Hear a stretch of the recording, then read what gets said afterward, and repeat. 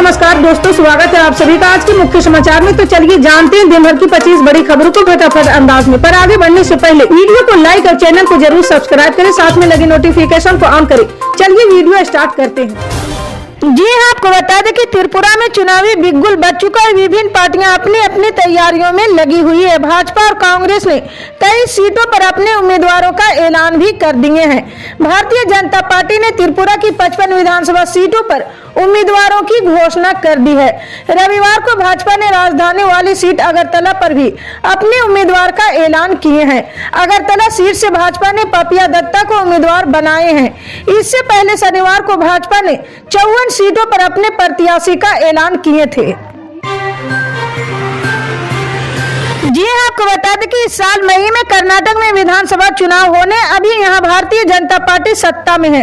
सूबे में चुनावी माहौल अभी से बनने लगे। राजनीतिक दलों ने पूरी ताकत झोंक दी है। हाल ही में राहुल गांधी ने यहाँ 20 दिन तक भारत जोड़ो यात्रा किए थे। राहुल की इस यात्रा को काफी समर्थन भी मिला था। यही कारण है कि अब भाजपा ने नए सिरे से यहाँ गणित बैठाना शुरू कर दिए हैं। शनिवार को गृह मंत्री अमित शाह भी यहाँ पहुंचे थे। जी हाँ, कर्नाटक के अंदर 2018 में जब विधानसभा चुनाव हुए थे तो भारतीय जनता पार्टी सबसे बड़ी पार्टी बनकर उभरी थी। पार्टी को स्पष्ट बहुमत तो नहीं था, लेकिन 104 सीटों पर जीत जरूर मिली थी। सरकार बनाने के लिए कर्नाटक में बहुमत का आंकड़ा 113 है।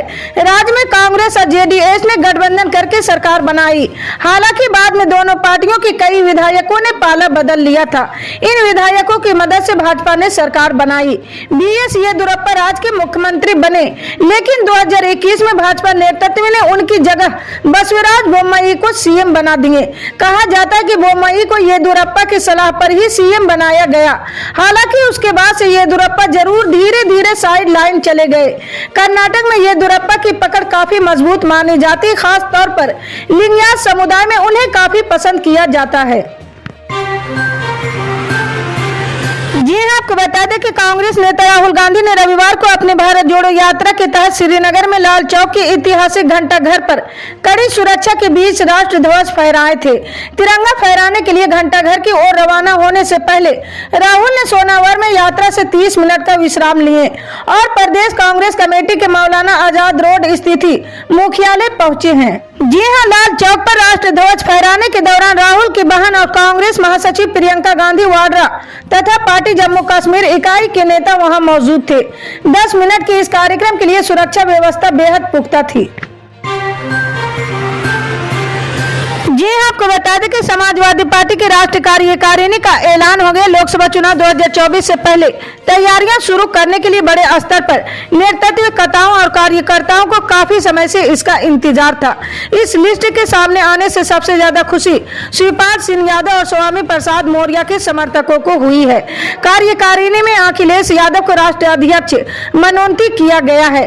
किरणमय नंदा को राष्ट्रीय उपाध्यक्ष का पद मिला है। जी हाँ, प्रो रामगोपाल यादव राष्ट्र प्रमुख महासचिव चुने गए। वहीं इस लिस्ट के सबसे अहम नामों में शामिल शिवपाल सिंह यादव और स्वामी प्रसाद मौर्य को समाजवादी पार्टी का राष्ट्रीय महासचिव बनाया गया है। स्वामी प्रसाद मौर्य इन दिनों रामचरितमानस विवादित बयान को लेकर काफी चर्चा में है।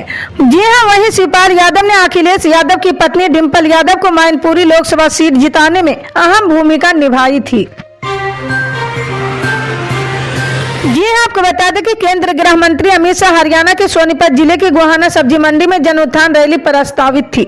सब कुछ सही चल रहा था, लेकिन ऐन वक्त पर मौसम दगा दे गया है और वे रैली में नहीं जा सके। खराब मौसम की वजह से उनका हेलीकॉप्टर उड़ान नहीं भर सका और उनका प्रोग्राम कैंसिल हो गया है। हालांकि उन्होंने फोन के द्वारा रैली को संबोधित किए हैं। जी हाँ, बता दें कि भारतीय जनता पार्टी ने 2024 में होने वाले लोकसभा चुनाव की तैयारियां शुरू कर दी। गोहाना में होने वाली रैली के जरिए अमित शाह इस अभियान की शुरुआत करने वाले थे। हालांकि संगठन के तौर पर बीजेपी का अभियान पहले ही शुरू हो चुका है, लेकिन इस रैली के जरिए जनता केंद्र और राज्य सरकार की योजनाओं और उपलब्धियां गिनवाकर अपने पक्ष में माहौल बनाने का प्रयास करती।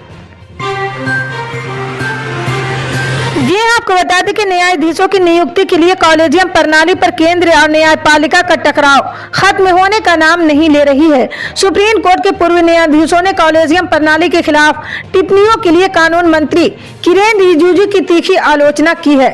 हाल ही में मीडिया से बातचीत करते हुए कानून मंत्री ने कहा था कि सुप्रीम कोर्ट कॉलेजियम ने अनुशंसित उम्मीदवारों पर रिसर्च एंड एनालिसिस विंग और खुफिया ब्यूरो के इनपुट प्रकाशित किए गए, ये गंभीर चिंता का विषय है। ये आपको बता दें कि गुजरात में पेपर लीक मामले में पुलिस ने ताबड़तोड़ एक्शन शुरू कर दिए। अब तक 15 से ज्यादा आरोपियों को हिरासत में लिया जा चुका है, जिनसे पूछताछ भी चले। इसके अलावा गुजरात एटीएस 25 संदिग्धों को अहमदाबाद लेकर आई है, इनसे भी पूछताछ होगी। पेपर लीक की जांच के लिए एक हाई लेवल कमेटी भी गठित कर दी गई है। इस मामले में एटीएस ने शनिवार रात को ही 11 लोगों को गिरफ्तार कर लिए थे। पेपर लीक होने की जानकारी बाकायदा राज्य सरकार को भी दी गई थी। रात में ही ये परीक्षा रद्द करने का निर्णय भी लिया गया था, लेकिन इसका ऐलान सुबह इसलिए किया गया ताकि रैकेट में शामिल दूसरे आरोपियों को भी पकड़ा जा सके। जी हाँ, आपको बता दें कि जनता दल यूनाइटेड का हर छोटा बड़ा नेता बिहार के मुख्यमंत्री नीतीश कुमार को पीएम मटेरियल और पीएम उम्मीदवार और न जाने क्या क्या बताते रहते हैं। नीतीश कुमार के 2024 लोकसभा चुनाव में विपक्ष का नेता बनने को लेकर बिहार के आम लोगों से लेकर देश भर में चर्चा है। इसी बीच आज समाधान यात्रा के दौरान कैमूर पहुंचे बिहार के मुख्यमंत्री नीतीश कुमार से पूछा गया कि समर्थक आपको प्रधानमंत्री बनाने की मांग कर रहे हैं, तो उन्होंने कहा कि इससे हम एग्री नहीं करते, गलत बात, हम मना कर देते हैं इस सब बात को। जी हाँ, साफ है कि नीतीश कुमार अब प्रधानमंत्री उम्मीदवार बनने की चर्चा से खुद को दूर करना चाहते हैं, मगर राजनीतिक में कौन क्या कहता है और क्या करता है ये मौके की बात होती है। अब नीतीश कुमार आगे क्या करने वाले हैं ये तो आने वाला वक्त ही बताएगा, लेकिन ये लग रहा है कि फिलहाल नीतीश कुमार का ध्यान बिहार पर ही है। वे अपने समाधान यात्रा को लेकर काफी गंभीर नजर आ रहे हैं।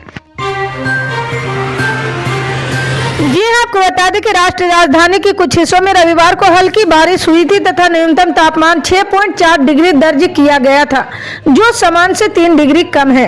भारतीय मौसम विज्ञान विभाग ने यह जानकारी दी है। आईएमडी के अनुसार दिल्ली में सुबह 8:30 बजे सापेक्षिक आर्द्रता 95% दर्ज की गई। आईएमडी के मुताबिक दिल्ली में अधिकतम तापमान 17 डिग्री सेल्सियस के आसपास रहने की संभावना है। इसके अलावा मौसम विज्ञानों ने आसमान में बादल छाए रहने और गरज के साथ छींटे पड़ने की अनुमान जताए हैं। जी हाँ, गणतंत्र दिवस समारोह के औपचारिक अंत के प्रतीक के रूप में मनाया जाने वाला बीटिंग रिट्रीट समारोह रविवार को विजय चौक पर आयोजित होगा। शनिवार को राष्ट्रीय राजधानी का न्यूनतम तापमान 16.1 डिग्री और अधिकतम तापमान 23.8 डिग्री सेल्सियस दर्ज किया गया था। जी हाँ, आपको बता दें कि नकदी संकट से जूझ रही पाकिस्तान सरकार ने रविवार को पेट्रोल और डीजल की कीमतों में 35 रुपये प्रति लीटर की वृद्धि की है।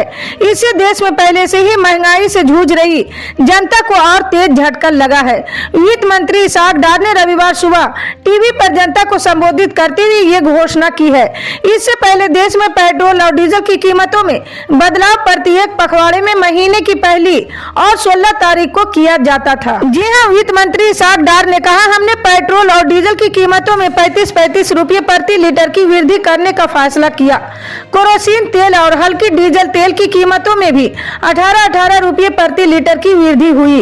नई कीमतें रविवार सुबह 11 बजे से प्रभावी हो गई है। इसी तरह के पल पल के अपडेट जानने के लिए जुड़े रहे हमारे न्यूज इंडिया के साथ। मिलते हैं अगली बड़ी खबर में, तब तक के लिए जय हिंद।